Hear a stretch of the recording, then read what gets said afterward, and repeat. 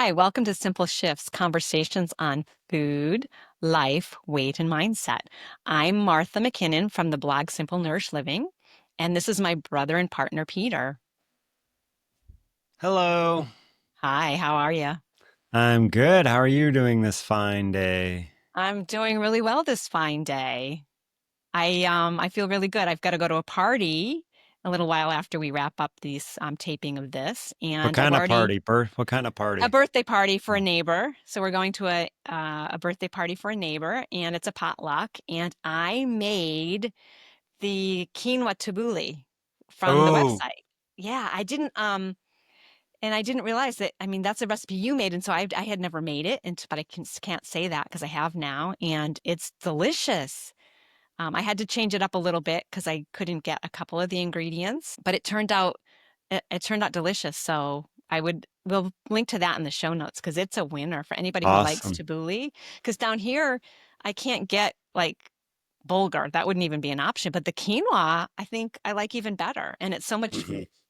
more readily available. And so So it's naturally gluten free too if you have so a it's gluten naturally gluten free because of sensitivity. the quinoa. Yep, hmm yep.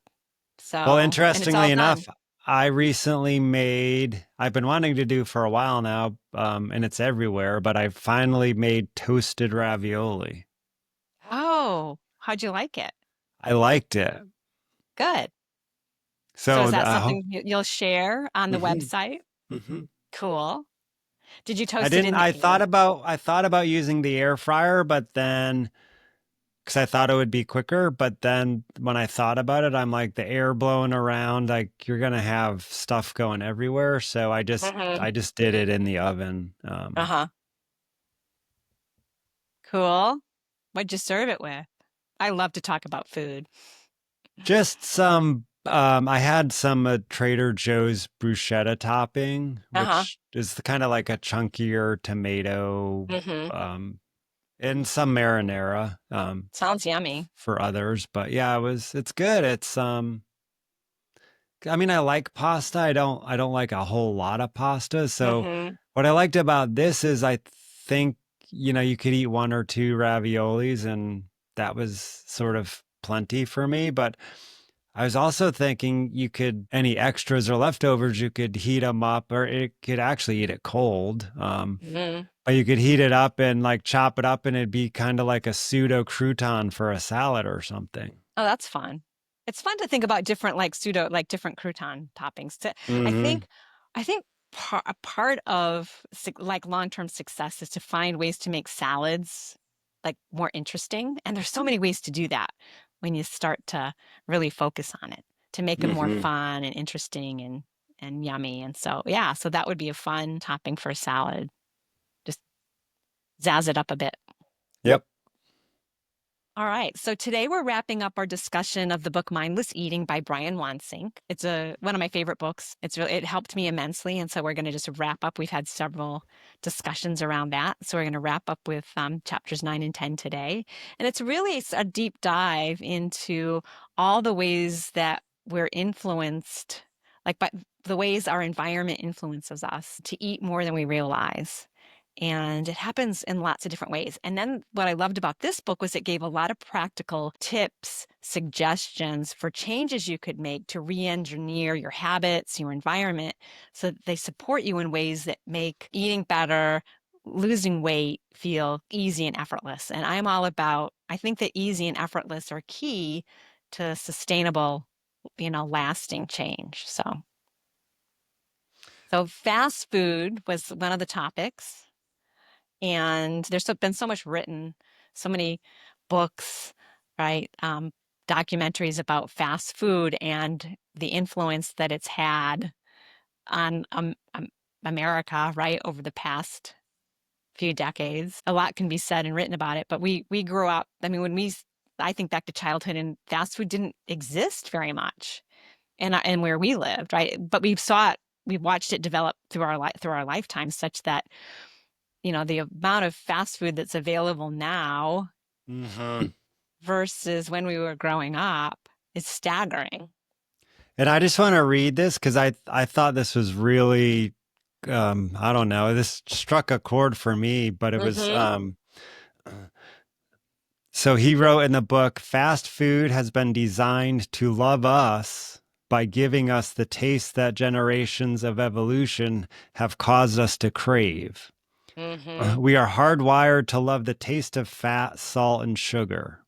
Fat gave our ancestors the calorie reserves to weather food shortages. Mm-hmm. Salt helped them retain water and avoid dehydration. Sugar helped them distinguish between sweet edible berries from the sour poisonous ones. Through our taste for fat, salt, and sugar, we learn to prefer foods most likely to keep us alive. And now fast food companies are giving us the taste we want, plus a good value and maximum convenience. So it's Right. just wow, we're sort of wired for that fat, salt, and sugar, sweet.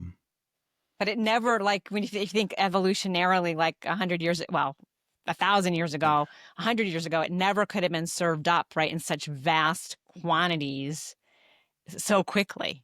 Mm-hmm. So, yeah, so now we can get it served up in such a variety of ways, and all of the snacky foods, the fast food companies, they're serving up what we were sort of biologically designed to crave for survival.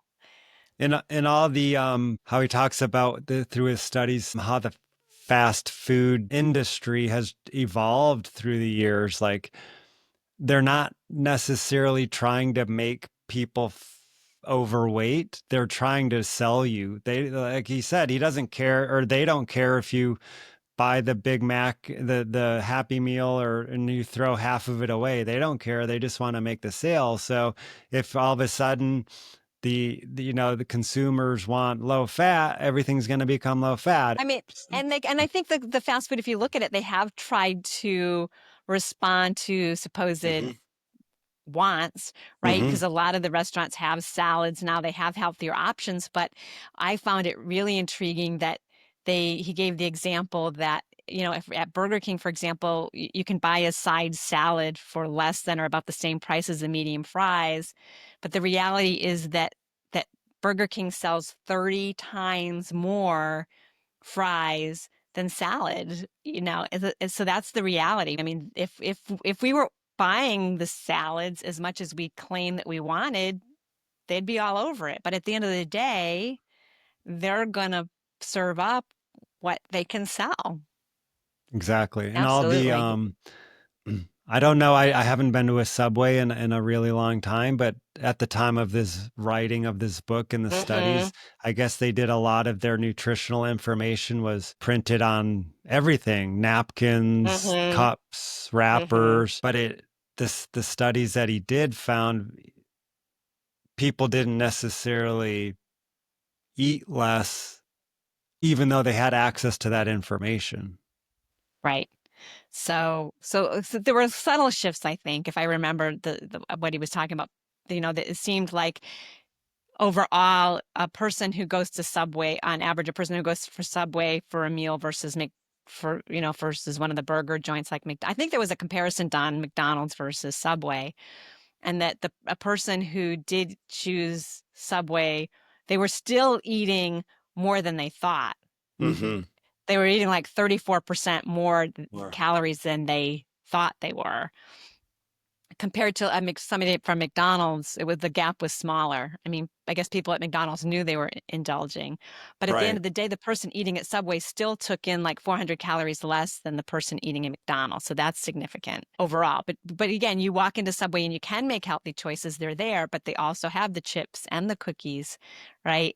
And the sodas. And so, when you walk into Subway, you can make a healthy choice, right? A light choice, or you can be pretty indulgent if you have your foot long sandwich loaded up with cheese and extra meat and a bag Mm-hmm. of chips and a cookie. You know, you can't delude yourself into thinking that that was a healthy meal, or you can. I mean, we delude ourselves a lot, but at our own peril. And even though we have access to the nutritional information, it didn't really It didn't affect. significantly change behavior. Mm-hmm.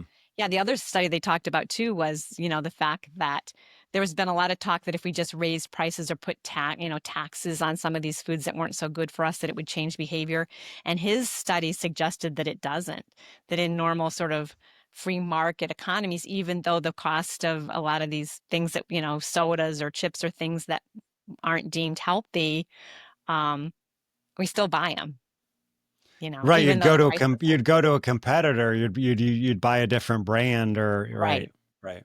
So it doesn't really change the behavior the way a lot of, people in government think, well, if we just taxed it, we could change behavior. And his studies say, not so fast. Yeah.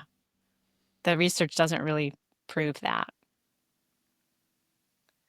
So, so fast food can be a challenge. I mean, because, we're especially if you're really busy, you know, if you've got limited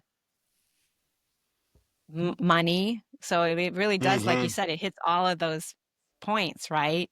It's budget friendly, it's fast, and it's hitting our taste buds. It tastes good because it's salty and fatty and sweet. So you got to figure out how to, if you're going to eat fast food, how to make it work for you. And there are many things you can do now, right, to pay attention to make these fast food options work, even when you're trying to lose weight, with a lot of success. So And he goes on to what they are talk about well, and the labeling of the with the nutritionals, and obviously educating people wasn't really helping. So that's when he went more into that's where us mindfully re-engineering our own environments is going to be a right, much easier road for us. right. For the long run. So it's about the mindful, like again, once you understand these things, once you develop new strategies, then you can have a lot of success in a way that's really very personalized, and can support you as opposed to subjecting yourself to some external rules from some other formal diet, plan or program. So it's a much easier, more sustainable way to take a look at this. And he So mentions the health halo. I was wondering, do you think with the Subway study, do you think that was a health halo? While they ate less than they would have at McDonald's, they still overate because they thought it was healthier. right. Yeah, that happens a lot in our thinking. It seems to be, we tend to be all or nothing thinkers. And so if something gets deemed healthy, then it changes the way you perceive that food. And so if you walk into Subway and say this is healthy, and in your mind it's healthy, um, then you eat the way you eat, thinking that you've made a healthy choice. And this is really plays out. We have one post that talks about secret eaters. And it's just one of those classic studies of the secret eaters, which is a British based show, which takes people who are struggling with their weight, and it then it basically secretly records them for a week. Just that photos, video, they're being recorded in all kinds of ways that they don't realize. And then they're presented with the findings. It's because a lot of these people are just perplexed. They're gaining weight and they don't really understand why. They perceive that they're not eating very much. And it just points out all the ways that, again, we're oblivious to how much we're taking in. And in the example that I share on our website, there's this gentleman, and I think it was Special K. It was one of these cereals. He said, well, it's healthy when I eat this. But he would take this huge bowl of special, and this was just for an evening snack, a huge bowl of Special K. And then he topped it with, honey and sugar and berries and, like half and half. And he just had this huge bowl. And in his mind, and when he was told like how many calories, it was an exorbitant amount of calories in this bowl of cereal that he'd put together. He was shocked because in his mind, Special K was a healthy choice, and that's what happens. Um, I know it happened a lot in when the low fat food craze, Hmm. was going on. Suddenly, you could have Entenmann's cakes and Danish that were fat free, and suddenly they had this health halo. So I was a participant in that, but it's you know jelly beans were fat free, so they were seemed like they were free food. What were those Nabisco Snackwells? Those chocolate cookies? They were fat free, so they had a health halo around them, and you kind of ate them with abandon, you know? Granola is And another food that he mentions in the book. yeah. So Low fat granola has this, granola. right? Granola, you have this belief that granola is a healthy food, and it has nourishing aspects to it, right? It's made from some nourishing ingredients, but it doesn't mean it doesn't have calories. And it can have tons of fat and sugar added to those oats and nuts. Yeah. Yeah, and So I you got to guess really be the way our human brain works, we tend to think all or nothing, black and white. It's either healthy or not healthy. It's right. So it goes into one channel or the other. And we have to really think in shades of gray, especially. And I think because a lot of, yeah, once some food is deemed healthy, it can still be loaded in calories. And I know many people struggle around nuts. Well, nuts are healthy. They're much better for you than chips. Well, they are, but they're very, very caloric, right? A small handful of nuts has a ton of calories. and And, usually fat too, right? and yeah, a lot of fat, a lot of calories from fat. And so if you're just grabbing handfuls of nuts as your snack, you could be taking in as significant number of calories. I mean, a couple hundred calories just in a tiny handful. Like it's really easy. So, And that's the food we eat. He also mentioned beverages and how right. we underestimate by 30% on average the number of calories in a given drink. Right. So at the end of the day, we drink what we drink, and we think that we've taken in 30% less than we really had. And so that can add up depending on how many drinks, sodas, lemonades, juices, it can add up. And then when you get into the thick, right, the smoothies, the milkshakes, so he explained that the typical thin drink like juice, soda has about 10 calories per ounce. The thick smoothies and milkshakes have about 20 calories per ounce. And if you're drinking 32 ounces of soda, that's times 10, that's 320 calories. Hmm. So that adds up in a hurry. In which a lot of people, I think, don't even consider beverages. If you're thinking of a meal, Right, right, a Big Mac, you're just thinking of the food, let alone what you're right. drinking. And that's something we called low hanging fruit, back Mm, when I was doing a lot of again, because I think what happens at Weight Watchers, but for me personally, was that awareness that happens in that first week when you start tracking and starting to pay attention to you start noticing in a way the calories and that things, the food you're consuming in a way you hadn't before. And you have all these light bulb moments. And so that's one of the first shifts that people make because it seems easy when you realize how many calories you're taking in with all of these sugary drinks to just switch up to something different. Water with a splash of juice. A lot of people switch to diet soda, for a while if that works for you. I mean, you can be saving, teas and coffees with with sweeteners, less mhm. sugar, gradually diminishing the sugar you're taking in. That can be just a huge shift that seems pretty painless in a way that you can start to save, calories very, very quickly by taking a look at the beverages. Serving sizes. He goes on to Yeah. talk about we don't really read labels not only from a nutritional standpoint, but is this package one serving, 2.5 servings? We tend to judge a serving by the package that the food is contained in. A sleeve of Oreos is a serving, right? When you open the In box. what universe? Right? No, but they give the example like of the 20-ounce soda. Hmm. You buy a 20-ounce bottle of soda and you flip it over and it's going to say 2.5 servings. Who ever thinks, right? You open up the bottle, unless you're buying a big liter, which you might pause at that. But I mean, if you're buying 24 ounces, you think of it as a serving, right? You don't Hmm. think, oh, and you might scan the calories, but it's going to show the calories per serving. You don't take that now and say, okay, now I have to do two. Point. 2.5 times whatever that's showing for calories. So that can really trip us up. Um, you got to really pay attention when you're reading those nutritionals to say how many servings is this? And you'll see that a lot on, I don't know, take, these snacky cakes, where you might have two Twinkies or two little Swiss rolls or two cookies in the package. And it's going to say, two servings. But once you open that package, in my mind, it's one serving. So you gotta really pay attention to that because that can trip you up in a hurry.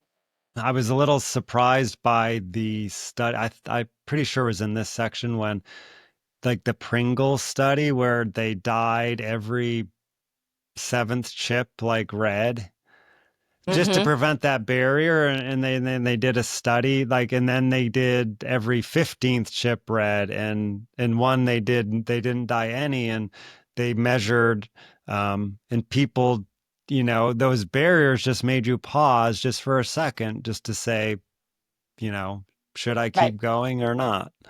Right. And so those little barriers, those little bumps in the road can be very beneficial. And that's why a lot of these single serving packets, the 100-calorie packets of all these snacks, uh, while you're paying a little more per unit, it can be very beneficial if you're trying to watch your calories, right? Because you get to the end of the bag and you're going to have to pause. That's how Mm-hmm. I used to buy my cheese back in my Cheez-It addiction days. You could buy the box of Cheez-Its, or you could start buying the little bags that were basically an ounce, a reasonable serving. And so there's a different mindset, right? When you get to the end of the bag, am I going to open another one versus just reaching into the box and grabbing another handful? It's a different, Mm-hmm. Mm-hmm. it's different thinking, which can be helpful when you're trying to lose weight and minimize these eating these foods for sure. So this book kind of wraps up with some very good tips, I think, because at the end of the day, Brian Wansink believes very strongly that we can change up our behaviors, re-engineer our environments, change up our behaviors in small ways, very personal ways that we can define for ourselves, and make these changes that can result in losing weight over time in a slow, steady, sustainable way that doesn't feel overwhelming. And he gives some examples. He talks about coming up with trade-offs for yourself and just personal rules. And it's funny, as I dove into this, as you start to get to really know people, especially people who you might perceive don't have weight issues, you look at them and you think, oh, they're just naturally slender. They don't think about this at all. Often they have trade-offs and personal rules that are just deeply embedded in their habits that they're not even really aware of. But they have these rules that they follow that help keep them slim. So I can think of people I've known who, for example, if they were having a glass, you get together with them and you're out to dinner and they have a glass or two of wine and say, well, how about dessert? They're like, no, I take my sugar in wine. So in their minds, they were aware of the fact that to eat dessert and to be having wine was to double down, and it was something they didn't do. And it was their way of being. And I look at them and I'm like, oh, I just thought they were naturally slim in a way that they had created for themselves, in a way that they weren't bothered by the rules that they had created for themselves.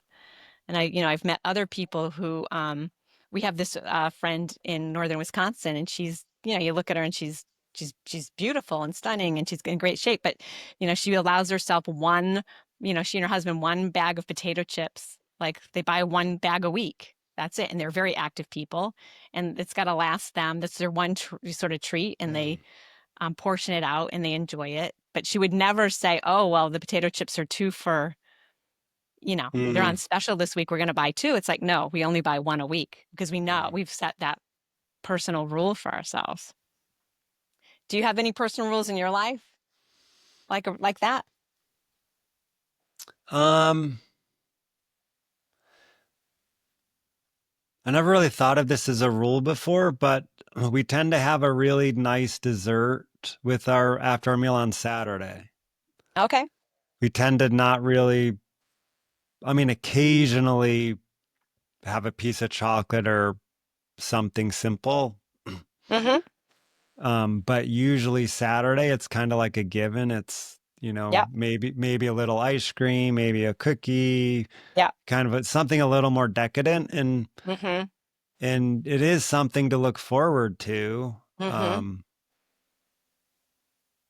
I know Nana, like she had Wednesday, she had a coffee hour for many years in the community she lived in. And so she knew Wednesday was like donut and coffee day. So Mm, that was a treat that she had, mm, once a week. And because she'd had that donut, chances are if you offered her something later in the day, she'd be like, well, I had, Wednesday was donut day.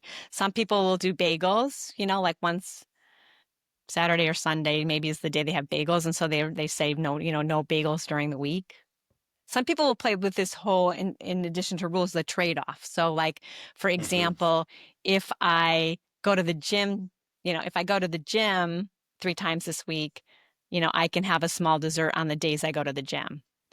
Some people with exercise, they'll say, I get to watch the show I want, the trashy TV show if I'm watching it while I'm on my treadmill. As you mm. start to make these rules for yourself that work, you know, just changing things up. I can have the second soda, if I skip, if I have a salad at lunch.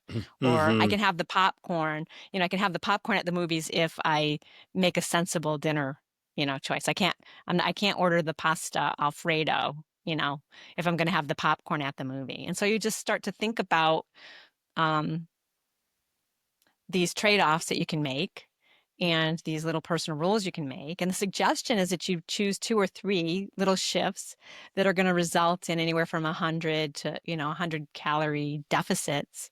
And if you do this over time, at the end of the year, you can end up 10, 20, 30 pounds lighter in a way that just doesn't feel strenuous, and no deprivation, no trying to, change out your whole life. Um, it's just a very natural approach to changing things up. Yeah, and with the rules or the exchanges or the swapping this for that, Trade-offs. Yep. trade-offs, it's kind of nice because it's like a little celebration without waiting for Christmas, which only comes once a year, or Thanksgiving. It's a little something to look forward to on a regular basis without going overboard. Where, Right. if you're going to Dairy Queen every day and having a hot fudge sundae, it kind of for me, it would Yeah. Right. lose its appeal. Right. So yeah, and I think the French are very much better because I've always been curious about the French approach to eating. The French Women Don't Get Fat was a great book.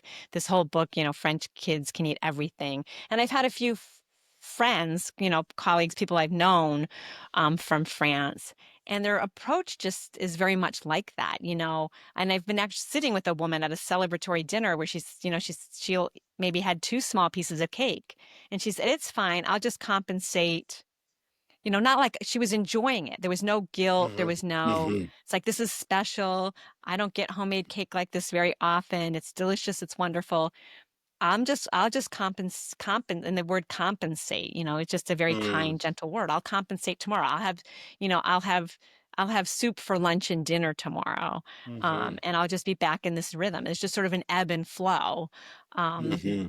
that's much more conducive to a nice life than this sort of all or nothing thinking, which happens, I think, in our world where we've got this pendulum that kind of swings from total deprivation to total overindulgence, and we just keep swinging back and forth in a way that just feels very erratic, very unstable, versus just I don't know, just finding this really nice sort of balanced flow that just feels gentler and nicer and less strenuous And it's doable. You and could do doable. it Yeah, and just without, like yeah. yeah, it's just natural and easy and doable. Um, you don't have to beat yourself up. That's the cool thing. I mean, it doesn't have to hurt. And that's what I think that was the other thing that made this book so exciting for me. And I did, as I've talked about previously, I went I read this book one summer. It's now 15 years ago. I was several pounds over goal and had been struggling, and he decided to just take the summer off from Weight Watchers and instead played with instituting these rules. I never weighed myself. I just made it a game, made it an experiment, played.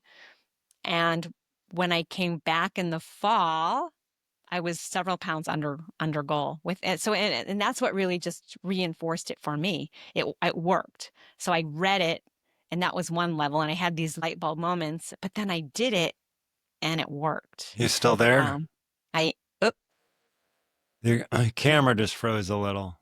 oh, so it worked. Awesome. No, that's incredible. And I feel like this is a book I feel like you can revisit every six Yeah, months or every year, and you and might see something new, or pick up something you exactly. missed. Yeah, because that was true for me going back and even doing this exercise because there were certain concepts that I just totally have adopted and they're just part of my life now. And then there were other aspects of the book that I had forgotten about. And that's why it's always Mhm. fun to revisit it every 6 months, every year, just to go back and say, well, what else? What else might I play with? What else might I discover? As I realize that this is just such a realistic approach to the challenges that we face in this modern food world. Yeah. Mhm. Well, great. I'm glad we made it through the book. I'm glad Yeah. to have read it. Yeah. So again, we would love to have you share your comments in the notes if you read Mindless Eating, your experiences, your successes with it. Um, and also, we would love to have you, if you're finding these podcasts helpful, to please like and subscribe and share what we're doing with others whom you know that might be benefited. So we need a little reinforcement to keep us going. Absolutely. Every little Yeah. bit helps. Every little bit helps. Exactly. Mhm. So thanks for tuning in, and we'll be back real soon. Thanks everyone. Have a great day. Bye bye.